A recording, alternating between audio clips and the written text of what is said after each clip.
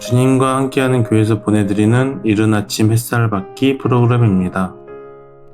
이 시간을 통해 하나님의 말씀에 나를 비춰보며 나 자신을 성찰하는 시간이 되시길 바랍니다.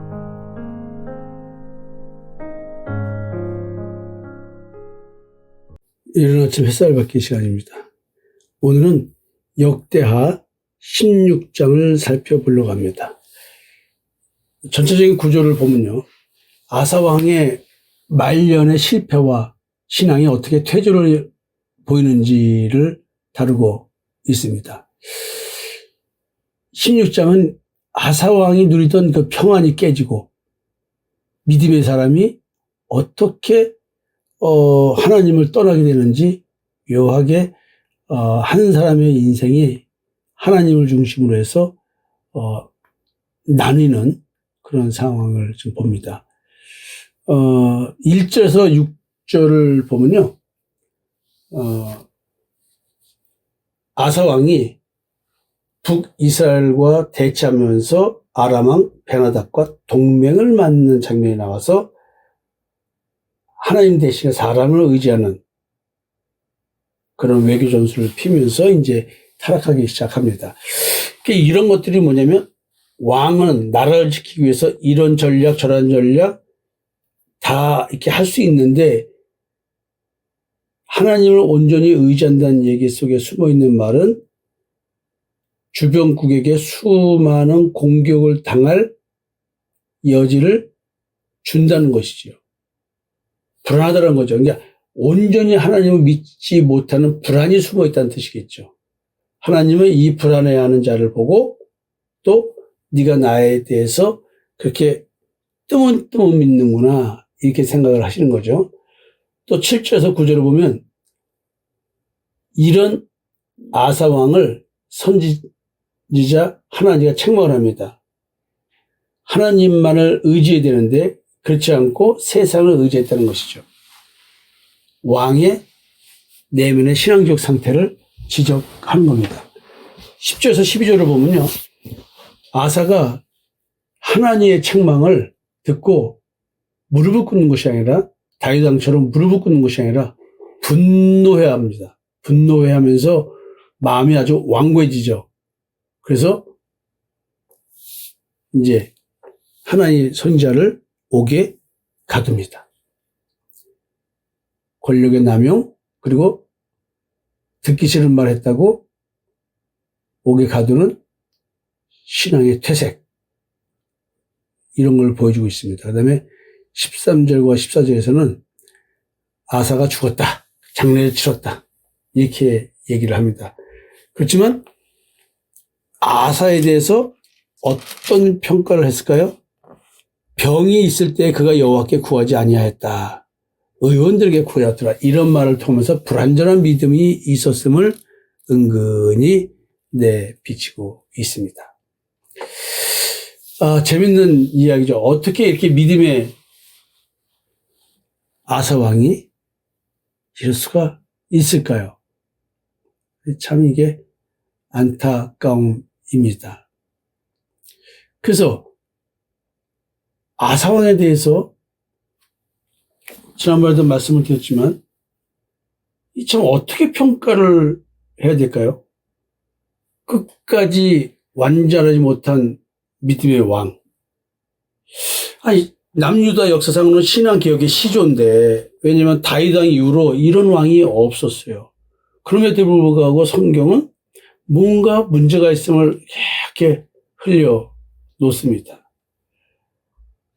아사라는 이름 자체가 뭐냐면 치유하다, 회복하다는 뜻을 갖고 있습니다. 아버지가 아비야죠. 할아버지가 르호보암이고 또 할아버지의 아버지가 다윗 왕입니다. 41년을 다스렸고 분단된 이후에 유다 왕국이 뭔가 안정되어져 가는 상황이었습니다. 종교개혁을 했고 평화를 유지했고 하나님과의 언약을 갱신하는 등 엄청난 치적이 있음에도 불구하고 어떻게 하나님 안에서는 결국 문제 있는 왕, 완전하지 못한 왕으로 평가받았을까요? 참, 아사 왕에 대한 그 평가를 쭉 다시 한번 돌아보면, 초기 왕이 돼서 개혁을 할 때는 여호와를 찾고 우상을 제거하고 성전 제단을 보수하고 나라를 평안하게 유지하였습니다. 여호와 보시기에 정직했습니다. 또 구스 군대와 백만 대군과 싸울 때에는 하나님을 의지해서 하나님께서 직접 싸우심으로써 놀라운 승리를 보여줌으로써 신앙의 모범을 보여줍니다. 전심으로 하나님만 의지했습니다. 이런 경험이 있는 아사 왕입니다. 그래서 선지자 아사랴가 너희가 여호와와 함께하면 여호와도 너희와 함께 하시리라 하면서 엄청난 격려를 합니다. 영적 각성을 주죠. 온 유다와 이스라엘이 함께 하나님께 언약하면서 전국민적 회개와 부흥운동이 있었습니다. 개인적으로는 왕후인 어머니 마아가를 아세라 목상을 섬겼다는 이유로 폐위시킵니다. 아주 신앙적으로 철저한 결단까지 합니다. 근데 이런 초기 개혁기와 중간 과정에서는 어마어마한 하나님의 마음에 합할 정도로 종교개혁을 했는데 말년에 가서 실패를 하게 됩니다.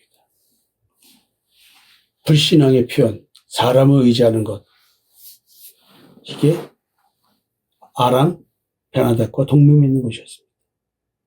그러면 하나님 믿는 사람은 누구의 도움을 받으면 안 될까요? 이거 굉장히 잘 분별해야 됩니다. 누군가에게 도움받는 것이 하나님의 역사로 도움받는 거지 내가 만들어내는 도움인지 잘 보셔야만 합니다. 하나님은 전심으로 찾는 자를 바라보십니다. 뜨문뜨문 자기 편의대로 하나님을 바라보는 자, 그런 자를 원치 않습니다. 그래서 영적 경고를 이렇게 하는 거죠. 하나님을 투옥했습니다. 백성들을 학대합니다. 병도도 여호와께 구하지 않았습니다. 완전히 이제 말년에 신앙이 퇴색됨을 성경은 이렇게 증거하고 있었습니다. 그리고 죽습니다. 참 안타깝습니다. 신앙은 분명히 시작이 모범적이었습니다. 하나님을 찾고 의지하며 언약도 세웠습니다. 일평생 마음이 온전하였다고 성경은 기록하고 있지만 실제로는 뭔가 부정적인 것을 계속 적고 있습니다. 어찌 보면은 하나님이 주시는 평안이 길어지자 신앙은 이제 현실적이 돼서 하나님과의 관계성은 점점 멀어져 갔던 것 같습니다. 어쩌면 평안할 때 두려움과 떨림으로 하나님과 관계를 해야 되지 않을까 이런 생각이 듭니다. 하나님은 분명히 하나님의 선지자를 통해서 회개라고 했는데 그렇지 않았습니다. 왕의 교만은 영적인 관계를 상실할 정도의 문제를 일으키는 것이었습니다. 참 안타깝죠. 믿음과 불신이 교차하는 아사 왕. 하나님은 아사의 실패를 통해서 신앙의 본질을 우리에게 가르치는 것 같습니다. 행위보다 마음. 또 기도 응답받고 하나님을 찾았으면 결국은 내가 왕으로서 하나님을 이용한 결과밖에 안 되는 그런 아사 왕이었습니다. 오늘 여기까지 얘기하고요. 산당을 제하지 않은 것에 대한 얘기를 좀 더 얘기를 해보려고 합니다. 여러분 감사합니다.